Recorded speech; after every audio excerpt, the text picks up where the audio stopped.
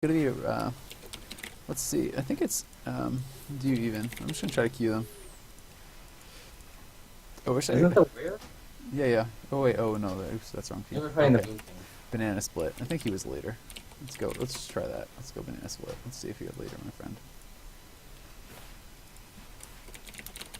Oh, it was. I got it. Nailed it, man. Nice. Good job, man. Got it. All right. Goodness. I think godcomp has a. Oh my! I don't even know because I know LSD is also very good against wizard cleave just because the boom can off killing is really powerful against any burst potential and stuff. Yeah. But I'm not actually sure who has the advantage in this matchup. Having played LSD2, I don't know that I would say they have the advantage, but I would say that LSD2 can live a long ass time versus Wizard Cleave, because the moon can off healing and stuff is very strong. So How do you feel about Red Hot playing with the observer?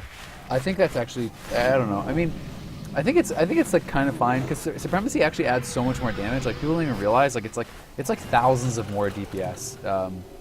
It's actually a lot more damage, That's but. a lot of it. Yeah, and the thing, like with full gear, it's probably if it's on a cloth target the whole time, like around 6,000 DPS or something. Like it's a lot. And then it's also spam devouring, which is pretty nice. Like you can sometimes get decent things off. But at the same time, if this is like one of those teams, I mean, it depends who I'm playing against because there's certain people that even if they're not a warlock, I just won't play with the pet against them. Like if you're playing against Venriki or something, he's just going to defreeze orb your pet in the first second of every game. Like. You know, like certain people will just kill your pet over and over. So I don't know how this team plays. If they kill pets, then sometimes it's not worth it. If a team's just committed to killing your pet the whole game, then it can become a bit of a handicap. Yeah, definitely for sure. So this game is started. We do see full dots, coming out onto this godcomp team of Shake Milk and Bananas. But Shake Milk already dipping down pretty low. Those haunts coming in, being spammed out as he just start the game with full shards and Demon Soul coming out. Oh, huge damage coming out actually on the healing stat. This Boomkin just doing so much damage with the Star Surge. It might have been forced into a disperse. Does actually not actually end up popping that very risky play by him. Dipping down to 80k. If I was in a tournament, I'd probably press disperse. But it just is confident with himself. Popping his healing cooldowns, popping Guardian, popping Wings and stuff like that. Using all those cooldowns, play defensive. But we do see the swap onto Looney under that Polymorph. We do see the Deep Freeze, the Orb, a Skitch stuck into the MCS. It does go into Bear from trying to peel, does pop his Shaman Aurora, and the Shaman is able to get out of there just fine. No cooldowns actually being needed to use. So, the Boomkin team doing very good job peeling, and none of the godcomp members actually have a trinket anymore. Banana Split, Stat, and Shake Milk all had a trinket during that engagement, trying to get pressure onto Looney, but it just didn't end up working for them. Yeah, and Healing Stat actually didn't get a point of damage out on the Shaman during that swap. So, I mean, that's why they didn't have to use anything. He wasn't even there. He's on the other side of the map, and Shake Milk just kind of YOLO'd out that swap. But Banana Split, no Trinket, no Aura Mastery, no Guardian, no nothing. Shake Milk very low. May have to block here, man. Sitting down at like 60k HP is very risky because you don't know when his Star Surge is just going to freaking shoot out of nowhere for 120k. You have to be very careful with that. We see the Moonkin Shield Wall coming up. Healing Stat very low as well. The Halaterra is out on Banana Split. Healing Stat just not going to disperse. He goes down, and that's what I was talking about, man. You can't just hold on to those cooldowns like that. It's so greedy. And the Star Surge shoots out, kills him off before he disperses, and when you sit, yeah, I mean, when you sit that low with like without popping your cooldowns, I mean, it could have happened to Shake Milk. He could have easily died without blocking, and Healing Stat's gonna die without his burst because at any time they can just shoot out like a 100k Star Surge. I mean, look at this highest damage out, 153,000. That's a Star Surge, 153,000. That's a lot of damage. If you don't use a cooldown, and you're sitting that low, you're just asking to die. It's just like. It's praying that he doesn't get a proc. If he gets a proc, you're dead. If he doesn't, you save your cooldown. Good for you. But, I mean, it's just too greedy to not use your Disperse there. And honestly, Healing Stat was lucky to not die without dispersing earlier in the game. He went down to 20k HP without dispersing, and then died without dispersing later. So, I don't know. I think he just was way too greedy. Yeah, for sure. I mean, like, when a Boomkin gets a Star Surge proc, it's basically like a Chaos Bolt coming out at you if it crits. So, It's very scary. And people don't actually realize that Boomkins have that burst potential when they have, a proc up. Because, I mean, all it is, all you need to do is, like, get, like, a Jade Spirit proc and your proc trinket to go up. And if you get a Star Surge, I mean, they can be hitting upwards of, like, 180,000 easily. So, yep. I'm very scared for that godcomp. I mean, they in the past games, like, they've been able to get away with it. They haven't been using their cooldowns, I mean, obviously the first series, the mage died without blocking twice, so that kind of seems to be a little bit of their weakness. They seem to like to hold their cooldowns, like to play very greedy and defensive with them. Yeah. But it hasn't paid off in this tournament at all. No. They've been dying off of those. That's like almost every single one of their losses in the whole tournament is without cooldowns. Yeah, for sure. Like, I mean, it's one of those things where it's like you're walking kind of like a razor's edge. It's great, sure, it's great if you can get away without using cooldowns, but it's not worth holding cooldowns at the risk of losing games like that.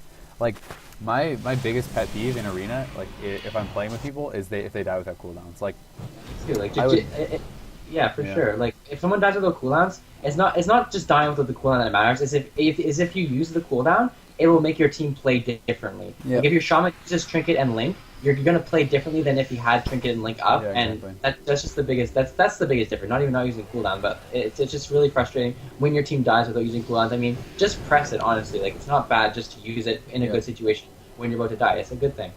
Yeah, I'd much rather. I mean, it's like there's obviously completely wasting it, and then there's like, but if someone uses like a bit of a safety cooldown, like when I'm playing with mages and stuff like that, like I play a lot with like Mitch Jones and Enrique and those guys, and versus like a Beast Cleave or like some really bursty team, if they block at like 250k, I'm actually totally fine with that, because at times when all the cooldowns are up, like during Ascendance or something, if you block at like 250k, I actually don't care because they can just sit through that. You get healed up, that there's no risk of them dying then, and you can just play around that, like you said. But anyway, we'll see what adjustments are going to be able to be made. The start from the LSD last time was insane. They got all the cooldowns were into 100k HP, so we'll see what they're going to be able to get done in the starting of this game. Banana Split back, your healing stat already down very low. Did get down to 100k once again there. And he was back behind the pillar though, so that was okay. We'll see if they're going to be able to get any CC out on Banana Split. I mean, part of the really great start was that clone onto him, but we did the sheep onto Looney. They're going for the burst onto Red Hot. Red Hot already having to trinket and gate out of there. We see the clone now over onto healing stat. Shake Milk taking quite a bit of damage himself here. Banana Split does pop the Ore Master. Shake Milk pulling back. The beam goes down. That beam, I don't know what that beam was on. I think it was on a mirror image. but we do see Shake Milk now out of that block and looking to stack up those icicles, up to 3 icicles now. Maybe just trying to continually get those up. The silence comes down onto Red Hot, who was trying to resummon that Observer from healing stat. Trinket now forced that on Banana Split, and I didn't actually see what that was on. Do you know what he just trinketed? I'm not sure. It kind of looked like like no one was around him. Maybe it was a cyclone or something, anything. but I'm not sure about it. Shake Milk is being stuck in full hexes. He didn't trinket the flex in the opener into a full Ener's clone, so they're just kind of using the fact that they can get a lot of CC on those mages. They can spam clones with them, they can spam hex on them, and after those DRs are gone, they can just switch onto them and kind of rotate the CC on the pally. We do see a full sheep onto Looney with a full fear onto the Boom King. Great job by them crossing seeing that, but the poly does end, and Looney's just able to tremor that fear, get both of him and the Boom King out of that, and Red Hot should be just fine here. I do believe he still has healing cooldowns up, but Banana Split stuck in the middle of the map, sitting in full cyclone. This could be trouble on Kickflip. We'll have to see.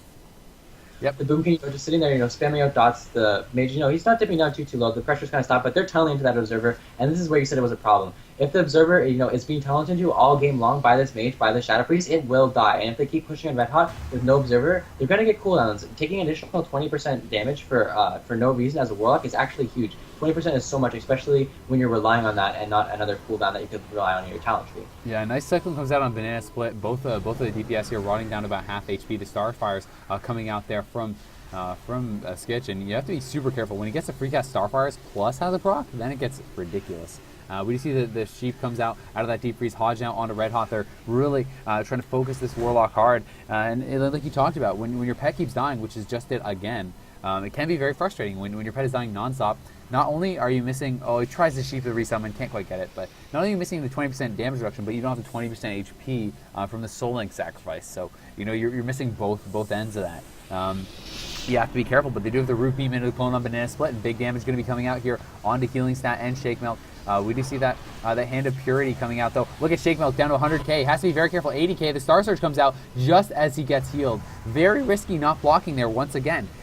Will that come back to bite them? The fear comes out as well onto Banana Split. He's sitting through that. Everyone's so low. No one popping cooldowns, though. The bubble comes out from Banana Split. Now he's going to be the one to have to use those cooldowns. The orb does get fired out. And Red Hot is way far in. He pops those healing cooldowns instantly, which was a good choice. But he had no port. He had no gateway to get to, so had to be careful there, and he was. I definitely think it was a good decision to pop those cooldowns immediately.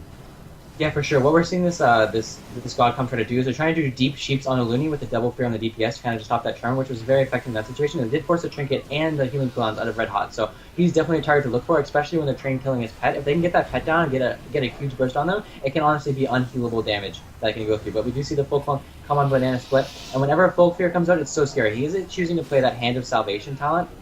And what that does actually is it basically eliminates dot pressure damage, which is really, really good, especially when the enemy team only damage is from dots. We do see that full sheep go into Looney, but it doesn't really get anything done. And the beam coming out on Banana Split of that. If we could see a fear coming out of that, that probably will be trinketed. And there it is. So the full fear is trinketed. Shake Milk dipping so low, down to 100k health behind the pillar, playing so risky, not blocking, but he is there with his poly, feeling quite safe, healing stat. On the other hand, dipping down, they're just instantly turning to whatever is in the open, this Boomkin team. And then I feel like if they keep doing this, if they keep doing these pressure, eventually the stars are going to line for this Boomkin, and he's going to be able to get a kill on one of these casters.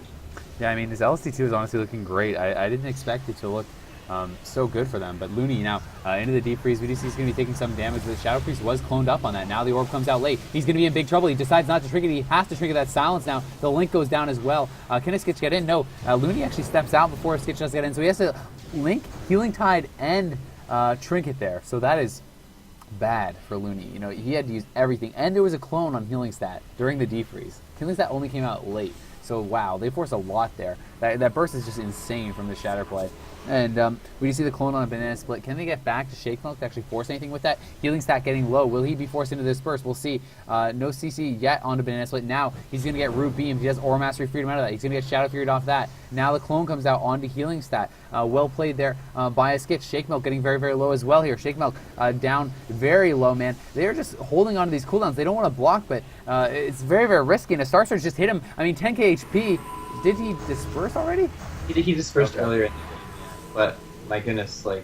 My goodness. I feel like if Shake Milk blocked and just had the safety of the block, and the Talia was just going to be focusing heals on the Shadow Priest, they actually could have been okay. But the Talia was having a really hard time split healing between both the Shadow Priest and the Mage. Maybe it's a hard matchup for them, but it really felt like they were just so greedy with their cooldowns that it just came back to kind of bite them in the end. And again, and this Boomkin team doing very good. Although this godcomp was forcing out a lot of cooldowns quickly from Looney and from a Skitch, it just wasn't enough. And the game is, you know, the team moves on to fight against that TSG again, so they have another opportunity to fight against. I mean, that first swap, that was basically really their first real swap on Looney, and they got every cooldown from him, but they just couldn't survive it. And yeah, I mean, you have to feel like when they got literally every cooldown in the game from the Shaman in one swap, that if they just played really safe and you know, kind of use those defensives early, they could have probably killed him next swap. I mean, really, he had nothing. He already used Link, Healing Tide, NS,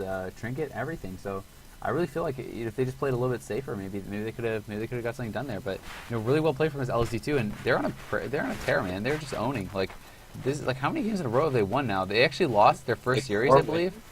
They lost their first series to Hax and Cleave, and that's who they have to play again now. But I mean, they lost in the first round, and then they won. Okay, 3 straight series that they played. They played the last 3 series, and they've won every one. And now they're all the way to the semifinals. So they've actually secured themselves top 3 after losing in the first round. Unfortunately, they have to play the team that beat them in the first round. Yeah, but maybe they can come up with some sort of, you know, win condition for them. Maybe they can change comp. I'm not sure if a Skitch plays any other class or anything, but or Looney plays. I know Looney plays other classes, but I don't think he plays any other healer. But if they could play with the Holy Pally, I feel like that would be just great for them.